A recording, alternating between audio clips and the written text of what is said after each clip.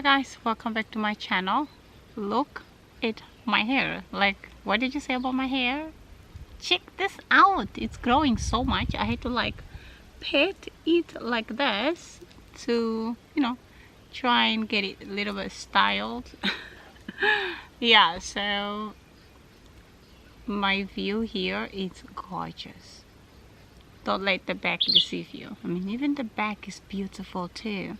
All you hear in this Airbnb, in this property, is the birds, and soon the monkeys are gonna be around here because they've been stealing mangoes and masala.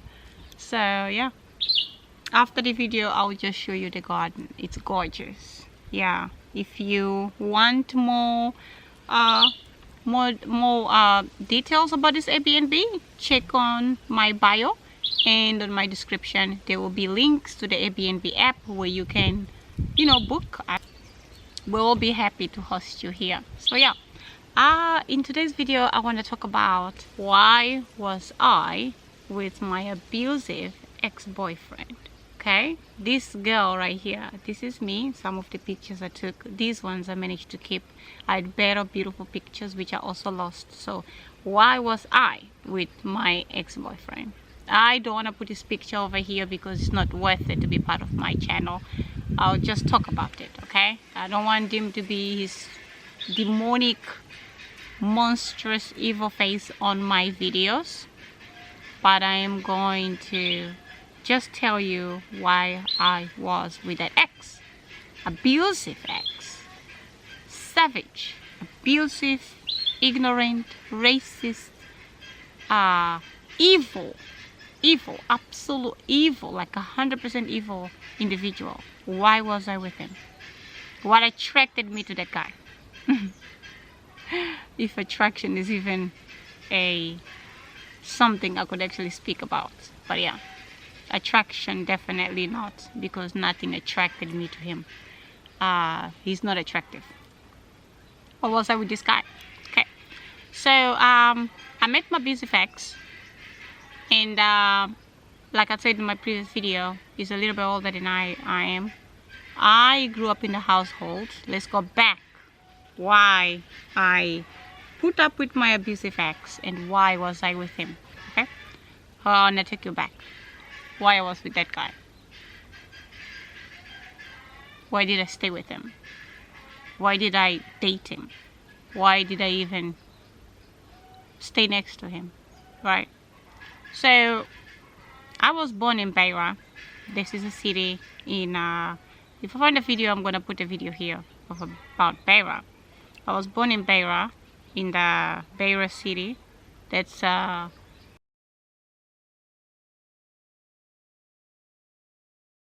in Mozambique. It's one of the second biggest city in Mozambique. That city is in the center side of Mozambique.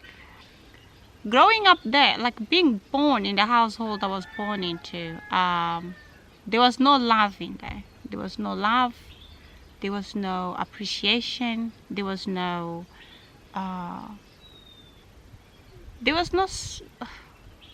ambition, like respecting one another. There was no consideration, So yeah, my dad did take me to the movies.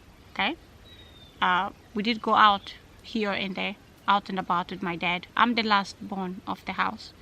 I'm the last child.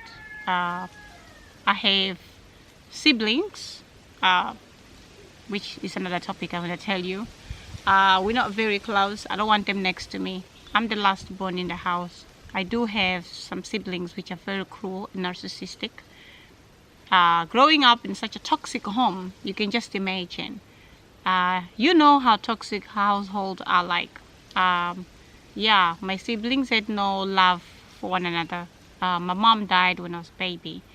My dad soon after had his own relationship as well with some other women, many women, not just one, including making worse choices for his life and ourselves, and for us.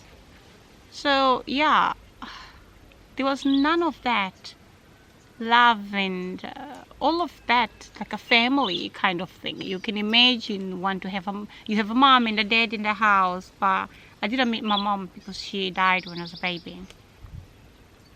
But you can imagine like a child when he's brought into this world, whether they have just a mom or just a dad or just siblings, or the both parents maybe non-existing anymore any longer. So you wonder, like, you know, obviously a child should be shown love, appreciation and guidance, you understand? So I did not have that in that household from my dad. The moment my mom died, he had his own life. My siblings had their own life. I was basically the baby in the family. I am the baby in the family. I was basically the stone in everybody else's shoe.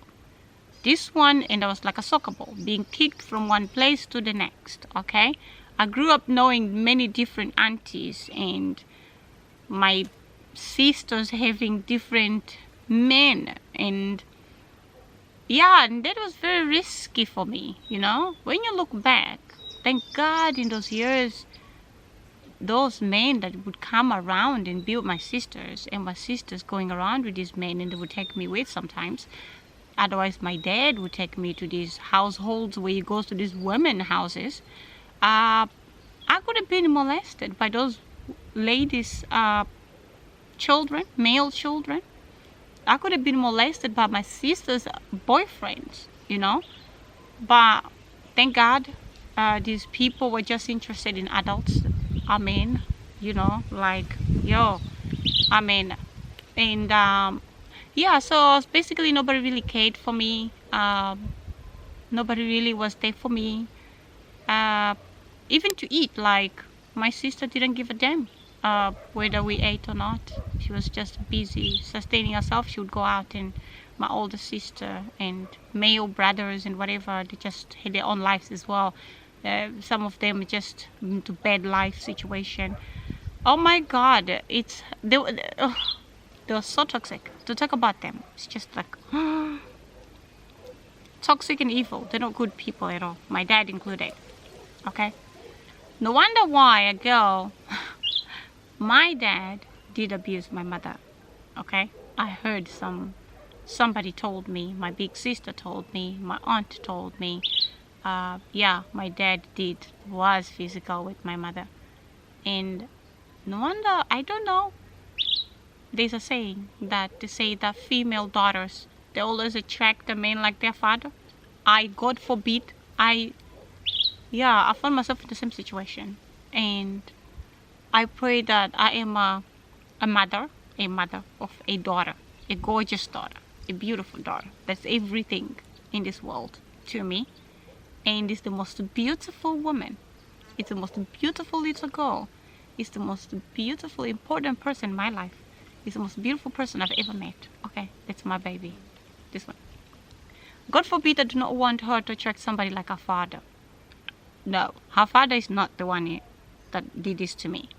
Her father is somebody else, which I don't really like to talk about. I would not want for her to be with an individual like that guy. No, never, no. I wouldn't want to be with an individual like my father either. Unfortunately, I found myself in the same situation. Okay, which is over. It's over. We're restarting again from scratch. But yeah, as you can imagine, a girl growing up in such a situation with no love, no attention, no appreciation, no respect. Imagine what she could find, what she could attract. Obviously, she lacks self-love. She lacks self-respect. She sees abuse as a normal thing, right? My siblings would fight each other, including even like physical fight, okay? Physical fight I'm talking about. They would fight each other, and I was involved in there too, being slapped, being beaten as well. The whole toxic home, which, yeah, those people, it's another video I'm going to make. So you consider subscribing to my channel, and we have a lot to unpack, okay? We're going deep. I decided to open up to you, right? After so many years and I sit down with these things, of course I healed from it. I have healed, okay?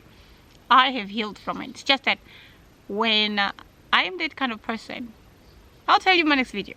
can subscribe to my channel, and I'm gonna be talking about my siblings, where are they now and what's going on, and if we even talk or in each other's life or whatever that is. Okay, so but let's talk about this person. Okay, a girl growing up in that kind of household. Okay, you can just imagine what I could attract. Exactly, a scumbag like my dad, something like that, you know, abusive. And this is exactly what I attracted. Something like my dad, somebody who is no self-respect, has no respect for women, has no friends, is not a good person at all, inside out. He's ugly inside out. That's the worst thing about a person, is being ugly inside out. His characteristics are just terrible, horrible, monstrous individual. Well, I had no boundaries. I did not know what boundaries were. I didn't know. I had nothing as a role model. Okay, I actually became my own role model. I had to be what I love to be, what I feel like I want to do today. If I feel like I want to eat KFC the whole day today, it's gonna be KFC the whole day. I had to be to myself to be such a person, to do things that Ines like to do things that Ines is comfortable with, to do things that Ines love to do, okay? To be who Ines wants to be. Because if I wait for another person, I see it will never arrive, all right? So I like self-love, boundaries, I like self-respect. I was lonely, very highly lonely. I had no ambition in life. And of course, it's crazy how I always manage to put myself together. Okay, go to school, get dressed, even know how to take a proper shower and look after myself and be this wonderful, look, I would tell you, and be this wonderful mother that I am. My daughter is what I wish I was when I was a child. My daughter is being brought up how I wish I was being brought up, with love, attention, appreciation, respect, taught boundaries, taught how to do this, taught to be ambitious with great things, taught some life skills, being taught so many other things. My daughter is having all of that because I am the mother I wish I had.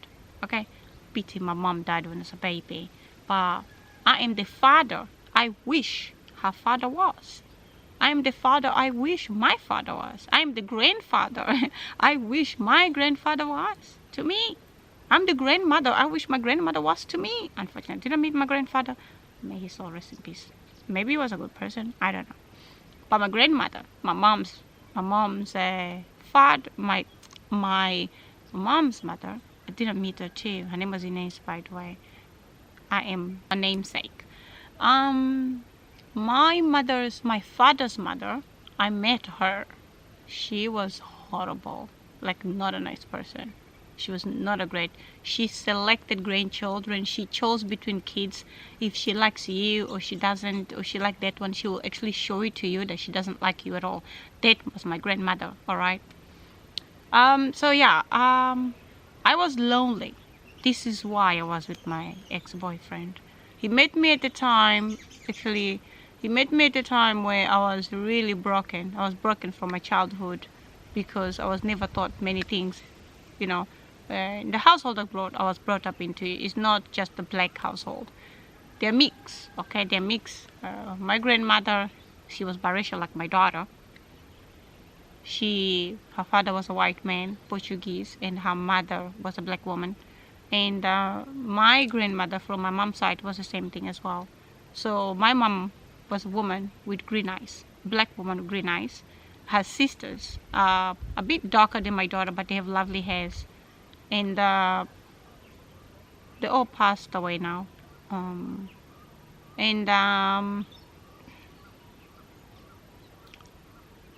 My father, his brother came out biracial, but my grandmother from my father's side, she was biracial. She was married to a dark-skinned man, a black man, and yeah, they have, oh my gosh, these lovely birds flying here, so cute, you guys. If you see here, You see all these wonderful things. Nature is the most beautiful thing that God gifted us with. Nature is the best gift of life. So yeah, so it's mixed. When you come on holiday, but of course we also have a rooster in the property. We have my dad that came out dark. We have my mother's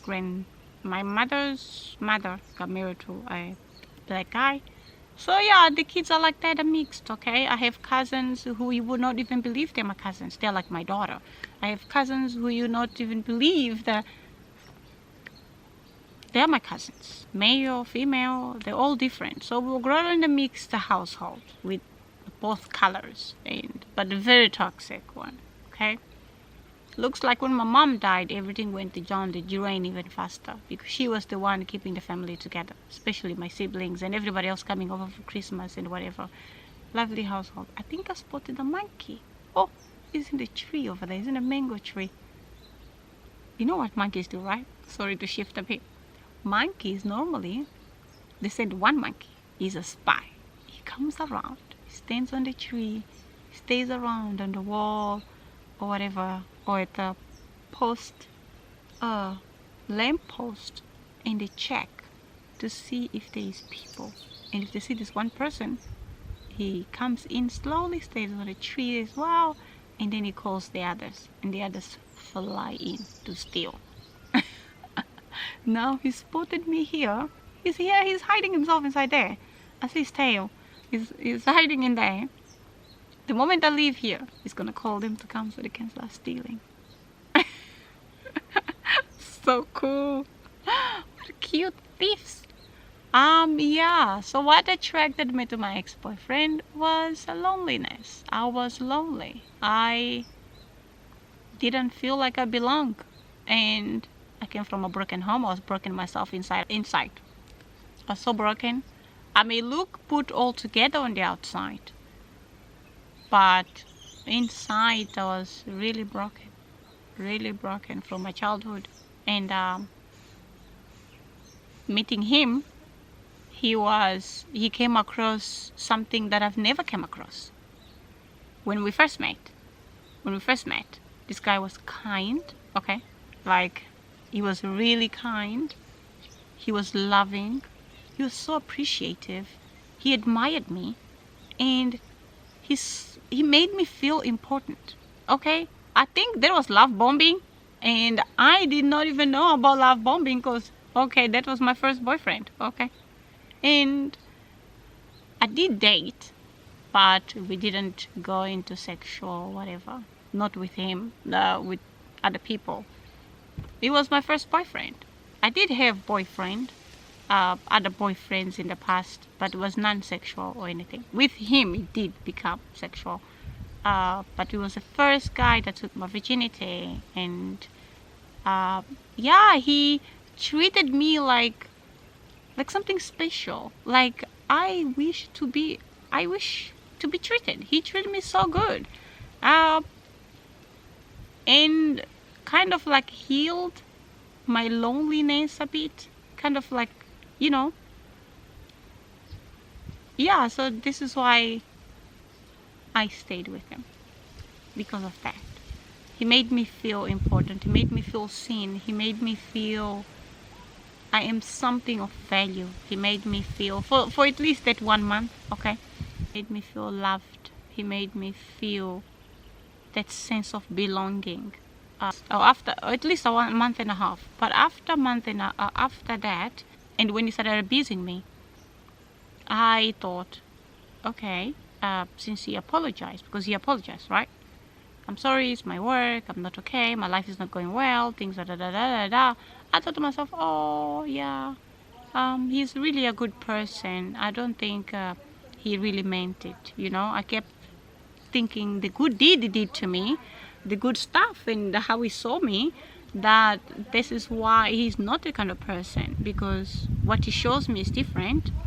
And now for him to insult me like that, he would call me names like, call people kefir, that's an Afrikaans insulting insulting black people, calling them Negroes or nigger, I think so, kafir, a black person, kafir, you know, it's in the dictionary. And yeah, so he would call a lot of names, a B word and whatever. Meanwhile, I am just with this guy, nobody else. And yeah, this is why I couldn't, whenever he abused me, I always found myself going back to him. Whenever after the abuse, I found myself going back to him. This is why I stayed with him, because I was lonely. I didn't know what love is, or what self-love is, or what to see in a man. I was never taught things like that. So this is why I was with this guy, okay? Yeah, this is why I was with him. And there was a red flag. So good for mothers, fathers, parents. If you're married, you live together. Teach your sons how to treat a girl, because there are many abusive men out there. Many abusive men out there, because their parents taught them fighting and looking down on a woman regarding of race and color. It's terrible. They teach people to insult, and he was never taught the same things I wasn't even taught.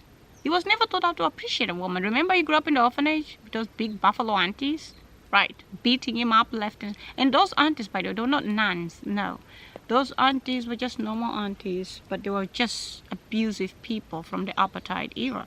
They're just very horrible people, harsh people. You find those in every culture, okay?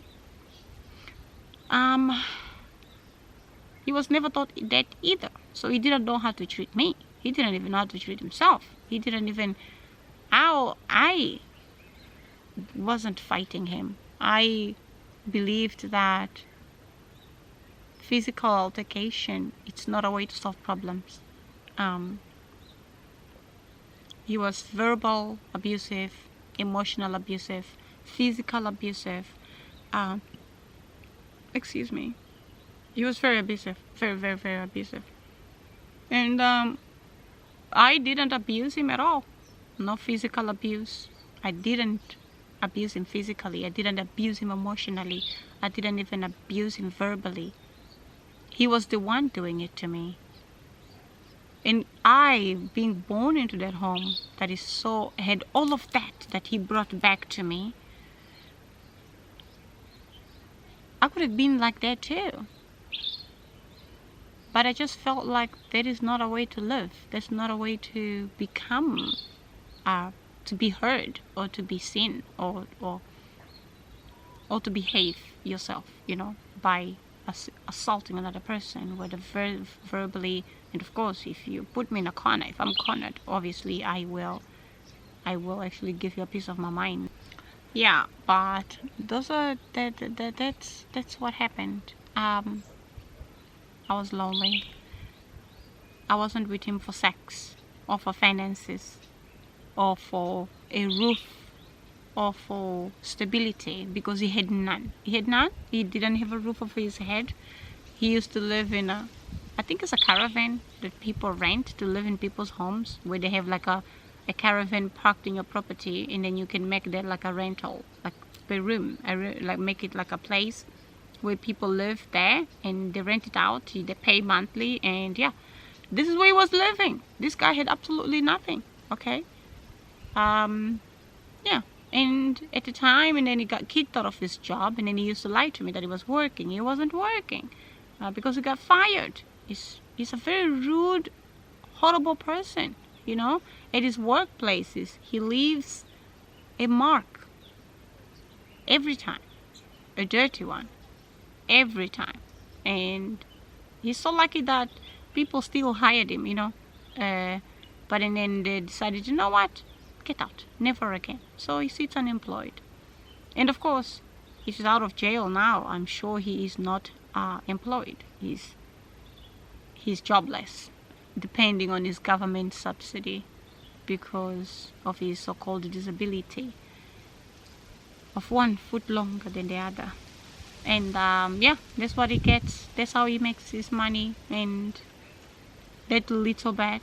And he lives on bread. When I met him, he was just eating bread and